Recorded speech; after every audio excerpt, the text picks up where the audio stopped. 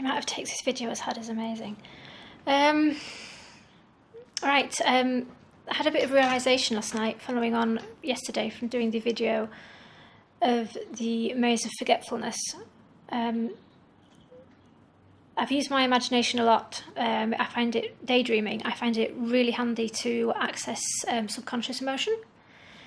And I was using it last night. I had my usual one person to ask me how I felt, and I had another one to represent what it was I was working on. And I realised it was to do with him in this case. I realised that there was a lot of pain involved with him. I could feel that in the actual, in the daydream.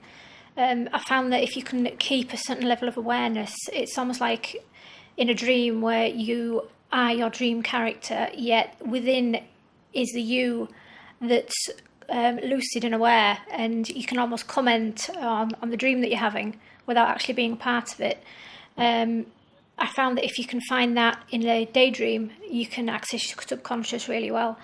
And I found out that this him is in fact everything that I've lost, which is why it's so painful to look at him, and why and my mistrust is that I don't know if he is what I went to search for at the beginning of this process, my spirit soul, my real self. But I don't know if he's everything that I've let go of, which is trying to bring itself back, and the me that wants everything that I've lost in the process, hence the mistrust. But once I realised that, I knew it was real, because as soon as I realised it in my daydream, physically, I felt like I was about to burst out crying. My ears were really, my eyes, they really started to hurt. And right above my eyeballs, I had this huge pressure pushing down on them, and it was really painful. And that sort of reaction is how I know that I actually touched on something real in my subconscious. I actually went on to dream about it last night. Dreams is where I do a lot of subconscious work as well. And I actually dreamt that I was with another, and I know her name began with N, I think it was Natalie. She was being told that she was about to be shown who she was, her essence, her original self. And I was so excited because I knew that it was me as well. But he turned up and attacked and killed Natalie. All I could hear was this sickening crunch because I was crawling away in fear. But I think that's what the fear was of him, because that part of me that was Natalie knew that he meant the end of her, and he did that. He killed her. And once that had happened and I'd left the room, I'd noticed that on a laptop in the room there was a picture of a white and blue tile door, but it was a doorway with actually no door. And as soon as I had crawled out of the room I was in through the door, I had this pressure on the back of my head and on my back, and I thought it was him coming after me. But I think it was because of her destruction. And I think I know him as him because he's a masculine energy, but he's not an actual person. So when I saw him in the dream, he was a humanoid shape, but there was something a bit odd, really organic about his form. I'm not quite sure what it was he was about, but I think he was that Natalie sphere, because I really wanted him. I really wanted this. Even in the dream, I was like, oh, I'm finally going to find out. But I think the part of me that feared him was the part that was portrayed by this Natalie. Because when I was crawling out of the room, I said her name, Natalie, because I knew that she had been killed. And part of me thought I should turn around and try and help her. But another part of me just wanted to get away, and that's what I did. And the woman that was saying that we were going to find out who we were, she was waiting outside the door.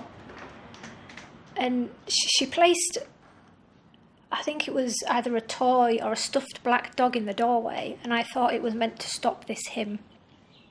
And I sort of crawled around it, but I don't think he ever followed. It was odd because it was like he was fixated on killing her. And as I said, I think that's what the fear was.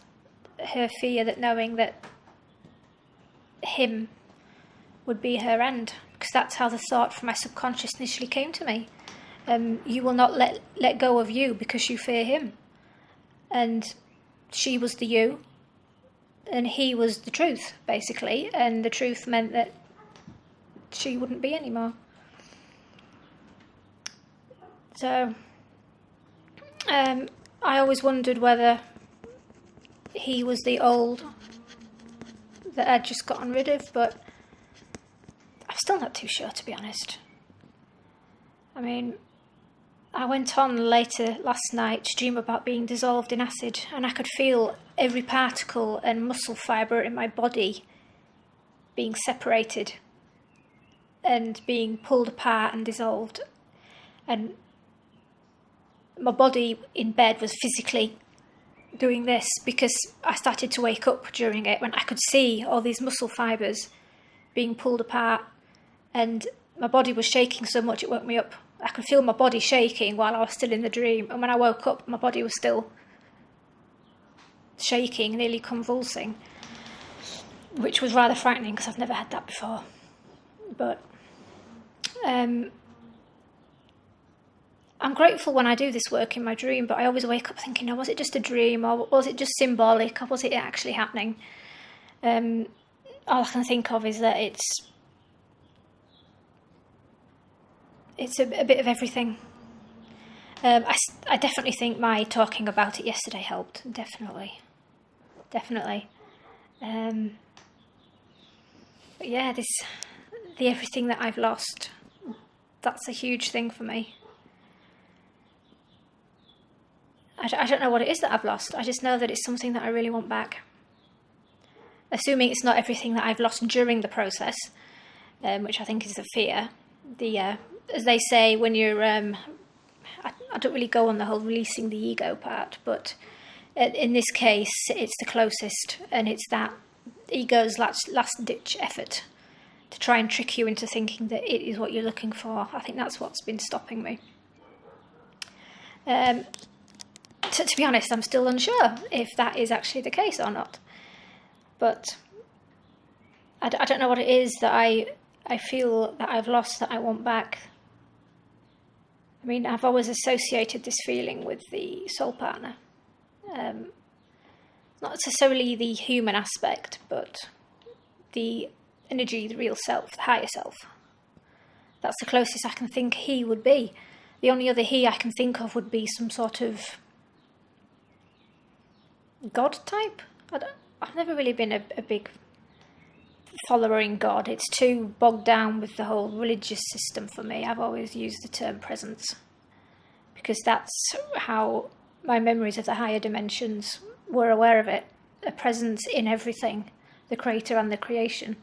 So I don't know if it's the God presence as such. I think it's more of the rest of me, or the real me.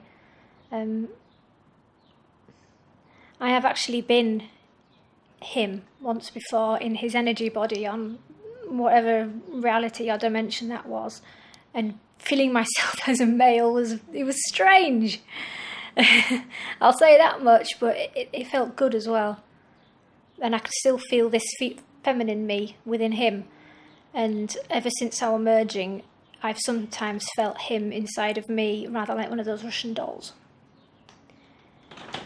But it's definitely a step forward, though it's never answered the question. It's just like adding more words to the question rather than actually answering it. But a lot of this seems to be about that anyway. So that's where I am at the moment. I have actually had several synchronicities today, which I feel like they're leading up to something, the start of something, which is rather exciting. All I can do is just wait and see what happens following last night and the revelation, and see what happens. So if anything else comes along, I'll have another go at videoing it and I'll see what happens. Bye.